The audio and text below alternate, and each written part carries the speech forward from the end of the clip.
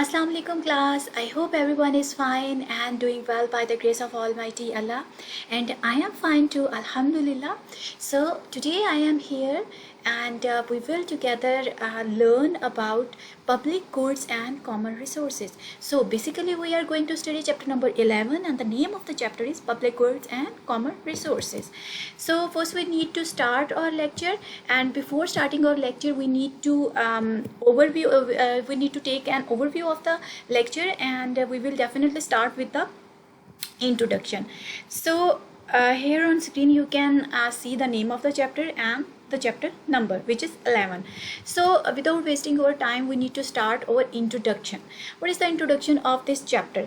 Basically students, as we know that the goods or the services, if we want to buy our goods or services which we require for our survival in society or in any economic system, we need a market from where we can buy goods or services. So when we want to get any good, there also exists a market for that, and if we want to avail some service or if we want to get some service done by other people or by the service provider, so what we need the service market where these goods and services can be sold and bought.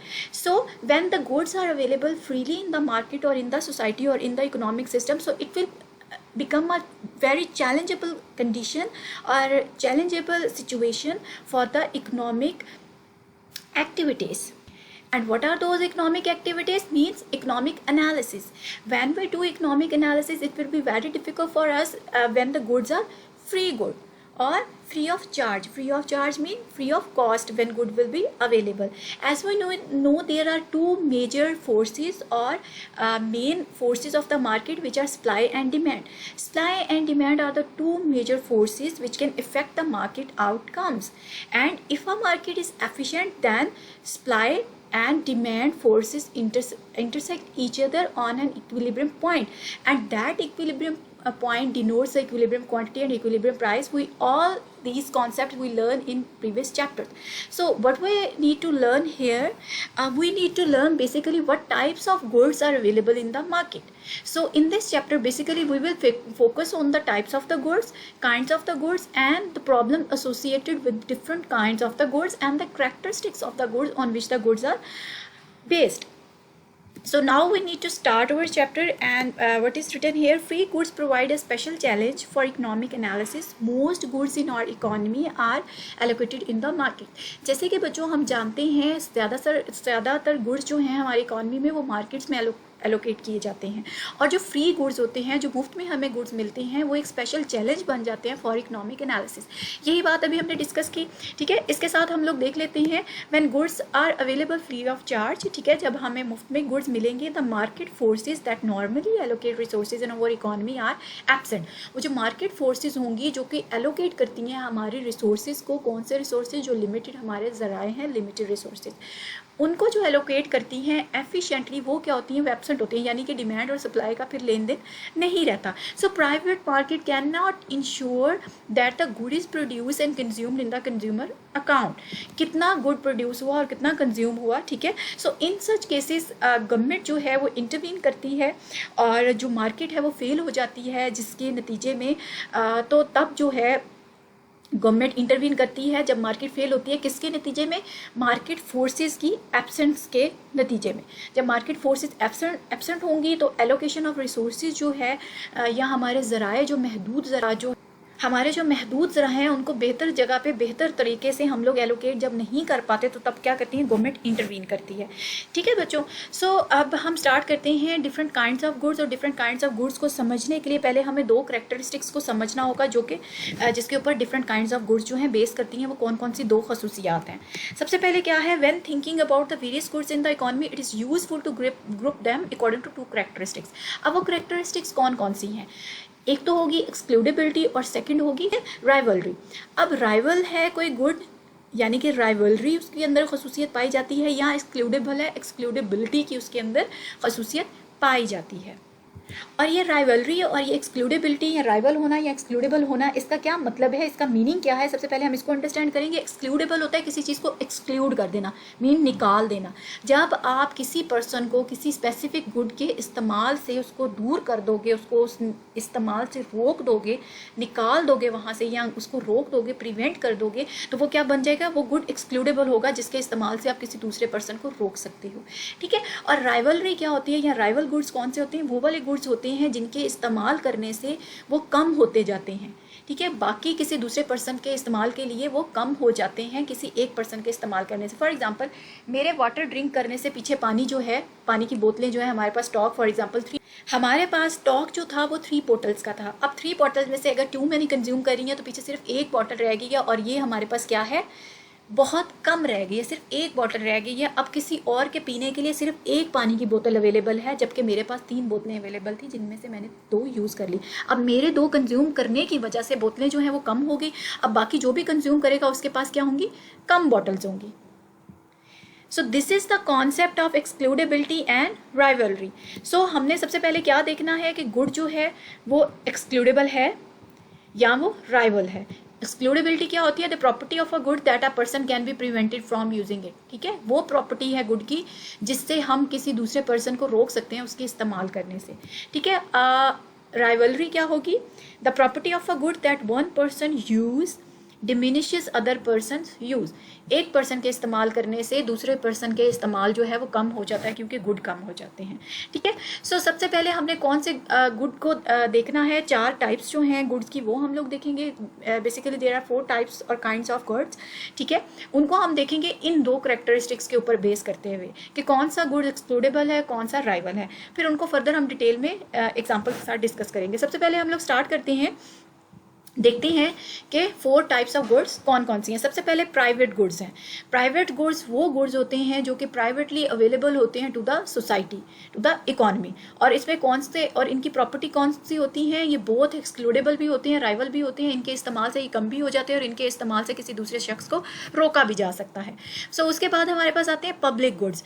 Public goods वो goods होते हैं जो कि ना तो excludable होते हैं और ना ही राइवल होते हैं। उनके इस्तेमाल से किसी को रोका भी नहीं जा सकता और उनके इस्तेमाल करने से वो कम भी नहीं होते। Like public defence, national defence जो है, जो हमें तहफ़्फ़ुज़ आर्मी की तरफ से प्रोवाइड किया जाता है, जो हमें मुल्की लेवल का तहफ़्फ़ुज़ प्रोवाइड किया जाता है, वो हम सबके लिए है। कोई भी पाकिस्तानी नेशनल होगा उसके लिए होगा वो। ठीक है, उसके इस्तेमाल से हम किसी को रोक नहीं सकते और ना ही किसी को एक्सक्लूड कर सकते हैं और ना ही मेरे इस्तेमाल करने से आप सबका डिफेंस कम होगा। ठीक है बच्चों, इसी तरह बाकी गुड्स की भी हम लोग एग्जांपल्स देखेंगे। अभी हम मूव करते हैं कॉमन रिसोर्सेज की तरफ। कॉमन रिसोर्सेज जो है वो 3rd टाइप और 3rd काइंड ऑफ गुड्स है। और ये कॉमन रिसोर्सेज कौन से गुड्स होते हैं, that are rival but not excludable. ये राइवल होते हैं, इनके इस्तेमाल करने से ये ख़त्म हो जाते हैं लेकिन इसके इस्तेमाल करने से आप किसी दूसरे को रोक नहीं सकते। ये कॉमन रिसोर्सेज होती हैं जो कॉमनली अवेलेबल होती हैं टू द जनरल पब्लिक।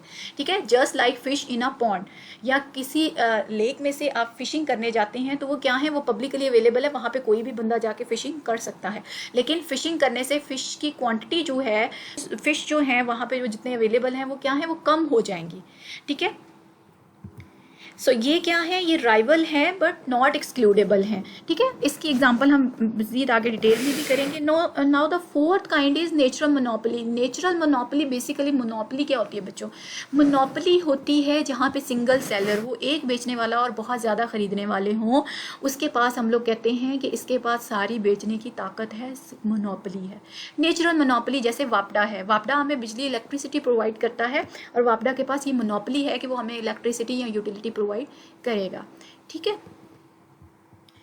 सो अब हम बारी बारी इनको देखेंगे। सबसे पहले हम लोगों ने देखना है प्राइवेट गुड्स। जैसे अभी हमने बात की, private goods are both excludable and rival.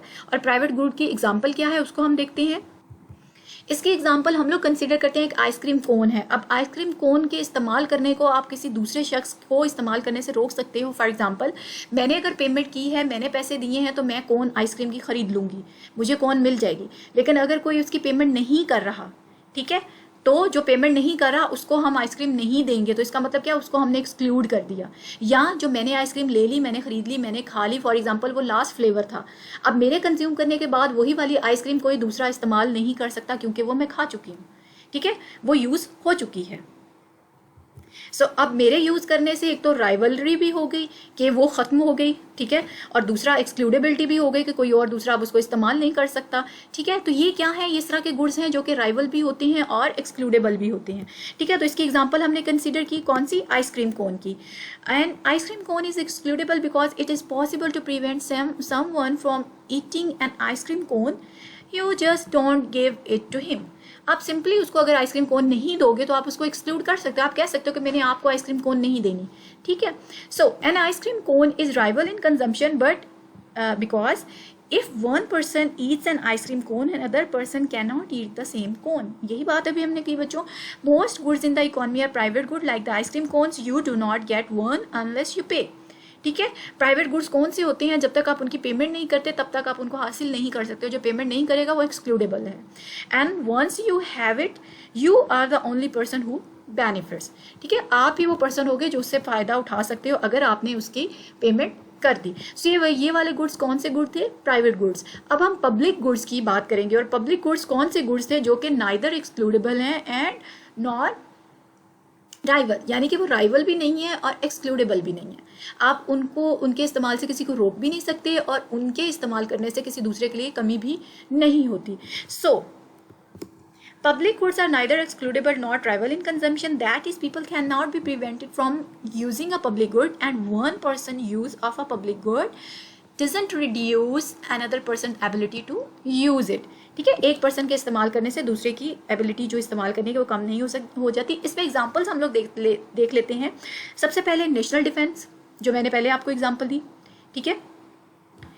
इसके अलावा स्ट्रीट लाइट की एग्जांपल है, रोड्स के ऊपर जो लाइट्स होती हैं, स्ट्रीट्स में जो लाइट्स होती हैं वो क्या हैं, वो पब्लिक गुड्स हैं जो पब्लिकली हमें अवेलेबल हैं, ठीक है। हम लोग उनकी डायरेक्ट पेमेंट नहीं कर रहे, वो हमें गवर्नमेंट की तरफ से प्रोवाइड की जाती हैं। स्ट्रीट लाइट्स हैं, फ्लड कंट्रोल सिस्टम्स हैं हमारे पास, इसके अलावा रोड के ऊपर जो लाइट्स हैं। इसके अलावा बच्चों हमारी इन्वायरमेंट है, मतलब फ्रेश एयर है, फ्रेश एयर पब्लिकली अवेलेबल है, सबके लिए अवेलेबल है, यानी कि पूरी पब्लिक के लिए अवेलेबल है अगर ताज़ा हवा है तो। अगर हवा जो है या एयर जो है वो पोल्यूटेड है तो फिर सबके लिए पोल्यूटेड है, अगर फ्रेश है तो सबके लिए अवेलेबल है। सो ये एग्जांपल्स जो हैं ये पब्लिक गुड्स की गुड्स की एग्जांपल हैं जो कि गुड्स पब्लिकली अवेलेबल हैं, ठीक है। इसमें यहाँ पे देखिएगा एग्जाम्पल्स में लिखा हुआ है सबसे पहले फ्रेश एयर, नॉलेज। अब नॉलेज जो है, अगर कुछ नॉलेज इस तरह का है जो पब्लिकली अवेलेबल है, फॉर एग्जाम्पल एजुकेशन जो है वो सबके लिए ओपन है, सब एजुकेशन हासिल कर सकते हैं, नॉलेज हासिल जो है वो कर सकते हैं, ठीक है। तो अब इसमें क्या है, इसमें यह है कि ना तो आपका नॉलेज इस्तेमाल करने से किसी दूसरे को नॉलेज इस्तेमाल करने के लिए कम मिलेगा, ऐसा नहीं है। जो पढ़ाई करेगा, ठीक है, तो वो सबके लिए है। अगर कोई एडमिशन लेना चाहता है, तालीम हासिल करना चाहता है तो सबके लिए बराबर है, ठीक है। ये एक स्कूल की बात की जा रही है। फॉर एग्जाम्पल अगर कोई गवर्नमेंट स्कूल है तो वहाँ पे सबके लिए पढ़ाई बराबर है, ठीक है। अगर कोई प्राइवेट स्कूल है तो वहाँ पे भी सबके लिए पढ़ाई बराबर है। मीन्स के हर किसी का अपना स्टैंडर्ड है। यहाँ समझने की ये बात है कि पब्लिकली अवेलेबल है नॉलेज। इसके अलावा फॉर एग्जाम्पल अगर हम इसको दूसरे सिनेरियो में कंसीडर करें तो जस्ट लाइक इलेक्ट्रिसिटी बिल है, उसको कैसे जमा करवाना है, उसको कहाँ से लेना है, उसके ऊपर कितने यूनिट्स हैं, उसकी कैलकुलेशन कैसे हुई है, तो ये भी एक नॉलेज है। सो ये वाला नॉलेज क्या है, पब्लिकली अवेलेबल है, सब लोगों को पता है बिल कहाँ जमा होता है, ठीक है। अगर नहीं भी पता तो टाइमली पता चल जाता है। इसके अलावा लाइट हाउसेस होते हैं, लाइट हाउस ओशन में और सी में होते हैं। वो क्या बताते हैं, वो लाइट से एक तो शिप्स को डायरेक्शन पता चलती है, दूसरा वाटर लेवल उनको पता चलता है कि कहाँ गहरा पानी है कहाँ नहीं है, ठीक है। वो शिप्स की डायरेक्शन के लिए बेसिकली ये यूज़ किए जाते हैं। सो ये सारी एग्जांपल्स जो फ्लड कंट्रोल सिस्टम है, नेशनल डिफेंस जिसकी हमने बात की, स्ट्रीट लाइटिंग की, ये सारी एग्जांपल्स हैं पब्लिक गुड्स की। Now we need to move towards third form और kind of the goods which is known as common resources. And common resources क्या होती हैं, जैसे कि हमने बात की, common resources are the goods which are rival but not excludable.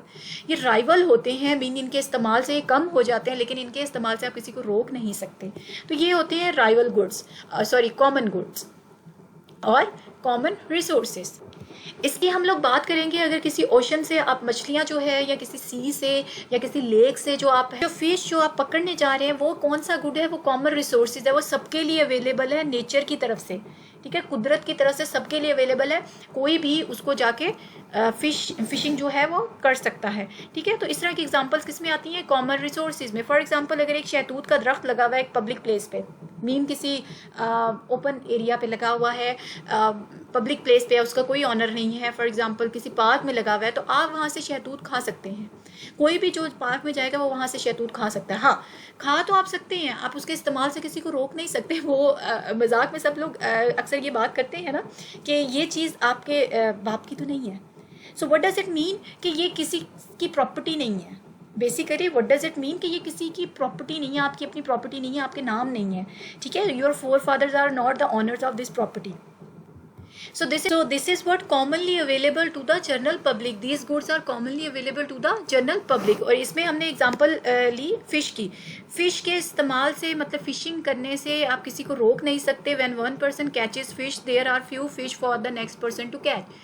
जब एक पर्सन फिशिंग करेगा, फिश कैच करेगा, तो दूसरे पर्सन के लिए जो फ़िश हैं वो कम हो जाएंगी। जाहिर है उनकी जो है वो क्वांटिटी कम होती जाएगी। इसीलिए तो हंटिंग पे जो है वो पाबंदी आयद कर दी गई है, शिकार पे काफ़ी जगह पे, क्योंकि इससे स्पीशीज़ जो हैं, नस्लें जो हैं काफ़ी जानवरों की, वो क्या हो रही हैं, कम हो रही हैं। तो वो क्या हो रही हैं, वो राइवलरी गुड्स हैं। ठीक है, राइवल्स हैं। So the fish are not an excludable good because given the vast size of an ocean, it is difficult to stop fishermen from taking fish out of the pond. क्योंकि ये बहुत ज़्यादा vast इनका area होता है, ocean है, सी है, river है, तो कहीं से भी जाके आप मछलियाँ पकड़ सकते हो, रोका नहीं जा सकता, बहुत मुश्किल है। और ये कॉमन रिसोर्सेज हैं, कॉमनली अवेलेबल हैं। ठीक है, so this is all about common resources. Now we need to move towards natural monopolies. Natural monopolies क्या होती हैं बच्चों, मैंने जैसे आपको पहले एक्सप्लेन किया कि सिंगल सेलर जब भी होगा वो नेचुरल मोनोपोली होगी। और नेचुरल मोनोपोली वो गुड्स होते हैं जो कि एक्सक्लूडेबल हैं बट राइवल नहीं हैं। मीन कि उसके इस्तेमाल से आप बाकी लोगों को रोक सकते हो, लेकिन उसके इस्तेमाल करने से वो कम नहीं होते। It is an example of good produce by a natural monopoly. Natural monopoly को समझने के लिए हम इसकी एग्जांपल को देखेंगे। नेचुरल मोनोपोली की एग्जांपल हम लोग लेंगे फायर प्रोटेक्शन, फायर इंश्योरेंस जिसको कहते हैं। ठीक है, फायर प्रोटेक्शन। अगर फायर प्रोटेक्शन पे यहाँ पे क्या है, एक्सक्लूडेबिलिटी है, लेकिन in a sense of what, payment. जो पेमेंट करेगा वो ही फायर इंश्योरेंस लेगा, फायर प्रोटेक्शन लेगा। बाकी को हम एक्सक्लूड कर देंगे कि हम इसको फायर प्रोटेक्शन नहीं देंगे क्योंकि इसने हमें पेमेंट नहीं की। ठीक हो गया। इस तरह से हम बाकियों को इसके इस्तेमाल से रोक सकते हैं। अदरवाइज़ ये नहीं है कि अगर एक ने पेमेंट ली हुई है, एक ने फायर प्रोटेक्शन ली हुई है, तो हम कुछ भी करके उसको फायर प्रोटेक्शन लेने से रोक सकें, ऐसा नहीं है। अगर उसने वो ली हुई है, उसने पेमेंट की हुई है, ठीक है। सो ये excludable in a sense of payment है। ठीक है, जो पे करेगा वही इसका हकदार ठहरेगा। और राइवल इन अ सेंस जो है ये नहीं है, मतलब इसके इस्तेमाल से ये कम नहीं होती। अगर फायर इंश्योरेंस 10 घरों ने करवाई है तो 12वां या 11वां घर भी अगर फायर इंश्योरेंस करवाना चाहता है तो वो करवा सकता है। उसको हम फायर इंश्योरेंस करवाने से रोक नहीं सकते। सो ये क्या होते हैं, ये वाले गुड्स नेचुरल मोनोपोली में आते हैं। और नेचुरल मोनोपोली में जो अभी हम एग्जांपल समझेंगे वो कौन सी है, फायर इंश्योरेंस की, जो अभी हमने एग्जांपल कंसिडर की। ठीक है, इसके अलावा कंसिडर अगर हमने और एग्जांपल्स करनी हो तो उसमें यूटिलिटीज़ आ जाती हैं, इलेक्ट्रिसिटी आ जाती है, वाटर सप्लाई आ जाती है। जैसे डिफरेंट सिटीज़ में वाटर सप्लाई होती है, लाइक इस्लामाबाद में, लाहौर में भी आपको पता है कि वाटर सप्लाई होती है। बड़े बड़े टैंक्स हैं, पीछे टंकियाँ बनी हुई हैं, वहाँ से वाटर जो है वो आता है और हम लोग वाटर पम्प के थ्रू उसको जो है एक्सट्रैक्ट कर लेते हैं। ठीक है, और इसके अलावा जो है जैसे नेचुरल गैस है, सुई नॉर्दर्न गैस जो है, ये सारी क्या है, ये नेचुरल मोनोपोली की एग्जांपल हैं। ठीक है, अगर आप फायर प्रोटेक्शन की बात करें तो once a town has paid for the fire department the additional cost of the protecting one more house is small. ये बात थोड़ी गौर तलब है, मैं इसको फिर से आपको एक्सप्लेन करती चलूँ। फायर प्रोटेक्शन राइवल इसलिए नहीं है क्योंकि अगर आपने फायर प्रोटेक्शन ली हुई है तो एडिशनल कॉस्ट अगर कोई और लेना चाह रहा है फायर प्रोटेक्शन, तो कंपनी को इतनी एडिशनल कॉस्ट नहीं पड़ेगी। क्यों? क्योंकि वहाँ पे पहले भी 10 घरों ने ली हुई है फायर इंश्योरेंस। अगर वहाँ पे हम 2-3 और घरों को दे दें तो उससे कोई फ़र्क नहीं पड़ता। ठीक है, उल्टा उनको कॉस्ट कम पड़ेगी और उनको फ़ायदा होगा। सो ये इस तरह से राइवल नहीं है। ये तो क्या हो रहा है कि एक के इस्तेमाल करने से दूसरों को फ़ायदा हो रहा है कि उनको भी सस्ती मिल रही है, कंपनी को भी फ़ायदा हो रहा है। ठीक है, तो ये तो राइवल गुड्स ना हुए फिर। सो राइवल गुड्स की एग्जांपल जो हैं, नेचुरल मोनोपोलीज की जो एग्जांपल हैं वो कौन कौन सी हैं? यूटिलिटी नेचुरल मोनोपोली है, वाटर सप्लाई, सीवरेज सिस्टम जो है, electricity, energy such as natural gas and oils to the city and the town across the country. ये आपको यहाँ पे मेंशन है इनकी एग्जांपल्स। ठीक है बच्चों, ये तो 4 काइंड्स ऑफ गुड्स थी जिनकी हमने बात की। अभी मैं आपको इस टेबल के थ्रू समझाऊंगी कि ये कौन कौन से गुड्स हैं और ये किस तरह से एक्सक्लूडेबल है और किस तरह से राइवल और इनकी क्या क्या एग्जांपल्स हैं। इसको समझने से पहले सबसे पहले ये अंडरस्टैंड कीजिएगा कि एक्सक्लूडेबिलिटी में हमने ये बात की कि जो पे करेगा वो जो है उसको वो चीज़ मिलेगी, वो गुड मिलेगा, जो पे नहीं करेगा वो एक्सक्लूड है। सो पेमेंट की जहाँ पे भी बात होगी वहाँ पे एक्सक्लूडेबिलिटी आएगी। ठीक हो गया। अब वो वाली रोड्स जो हैं जहाँ पे उन रोड्स पे जहाँ पे टूल टैक्स लिया जाता है या टैक्स की पेमेंट की जाती है वो क्या होंगी, एक्सक्लूडेबल होंगी। ठीक है, वहाँ पे एक्सक्लूडेबिलिटी होगी, मतलब उसके इस्तेमाल से आप बाकी लोगों को रोक सकते हो, यानी कि जो टूल टैक्स पे नहीं करेगा वो उस रोड पे गाड़ी नहीं चलाएगा। ठीक हो गया, एक्सक्लूडेबिलिटी आ गई। दूसरी बात है राइवल होना। राइवल जो है उसका ये है कि एक के इस्तेमाल करने से दूसरे जो हैं वो इस्तेमाल नहीं कर पाते, तो उसको हम लोग बोलते हैं या वो उनका इस्तेमाल कम हो जाता है क्योंकि उनके लिए उस गुड की अवेलेबिलिटी कम हो जाती है। सो इसको हम लोग क्या बोलते हैं, राइवलरी प्रॉपर्टी। ठीक हो गया। सो अब इस टेबल में देखिएगा कि यहाँ पे लिखा हुआ है राइवल और यहाँ लिखा हुआ है येस एंड नो। इसका मतलब ये है कि ये राइवल या ये वाला जो सारी लाइन है ये राइवल को डिनोट कर रही है।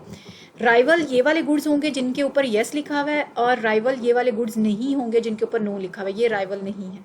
ठीक है, अब इस तरह से आ जाए, ये एक्सक्लूडेबिलिटी वाला ये वाला एक्सिस है, इस तरह से एक्सक्लूडेबिलिटी को हम लोग मेजर करेंगे। यहाँ पे जो है येस है, यहाँ पे जो है वो नो है। यानी कि अगर हम पहले बॉक्स को सिलेक्ट करें, पहला बॉक्स हमारा प्राइवेट गुड्स का है, तो प्राइवेट गुड्स में यहाँ पे देखिए राइवल भी है, येस आ रहा है, और एक्सक्लूडेबल भी है, येस आ रहा है, क्योंकि ये बहुत एक्सक्लूडेबल और राइवल होते हैं और ये इनकी एग्जांपल हैं। जैसे कि आइसक्रीम कोन की एग्जांपल हमने डिस्कस की, इनकी एग्जांपल्स जो हैं और इनकी ये जो लिखी हुई हैं प्रॉपर्टीज़, इनको अच्छी तरीके से देख लीजिएगा। अगर कोई इशू हो तो मुझसे पूछ लीजिएगा। वैसे मैंने अलग से भी जो है वो एक्सप्लेन करके इनकी एग्जांपल्स जो है वो मेंशन कर दी हैं। लाइक ये पीछे हमने जिस तरह से ये बात की, ये देखें सबकी एग्जांपल्स मेंशन है। ये मैंने जस्ट आपको बर्ड आई व्यू देने के लिए यहाँ पे जो है वो लिख दिया है। ठीक है, कि आप एक ग्लैंस में जो है उसको देख सकें। ठीक हो, इसके अलावा मज़ीद हम बात करेंगे इन पे डिटेल से थोड़ी सी कि इनमें प्रॉब्लम कौन कौन से आते हैं पब्लिक गुड्स में हमारे पास और कॉमन गुड्स में, उसकी एग्जांपल देखेंगे। ठीक है, पब्लिक गुड की सबसे पहले कोई और एक एग्जांपल मैं आपको दूंगी और फिर उस पर हम देखेंगे प्रॉब्लम कौन कौन से आते हैं।